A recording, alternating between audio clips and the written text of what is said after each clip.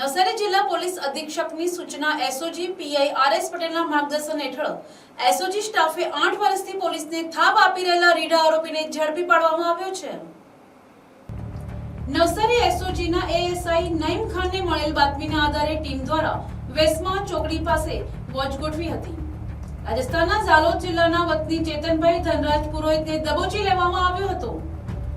પકડાયેલ આરોપી મરોલી પોલીસ સ્ટેશનમાં વર્ષ 2018 થી છેતરપિંડી તથા પ્રોહિબિશન એક્ટ હેઠળ નોંધાયેલા 2 ગંભીર ગુનાઓમાં નાસ્તો ફરતો જાહેર થયો હતો।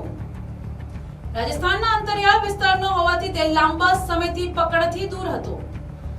એસઓજી નવસારીએ આરોપીનો કબજો મેળવી આગળની કાયદેસરની કાર્યવાહી માટે મરોલી પોલીસને સોંપવાની તજવીજ હાથ ધરી છે। આ સફળ કામગીરીમાં એસઓજીના નઈમ ખાન, દોસ્ત ખાન, ધીરજભાઈ અને રાહુલભાઈએ મહત્વની ભૂમિકા ભજવી હતી। વધુ તપાસ મરોલી પોલીસ કરી રહી છે। Bureau report NTC news Navsari.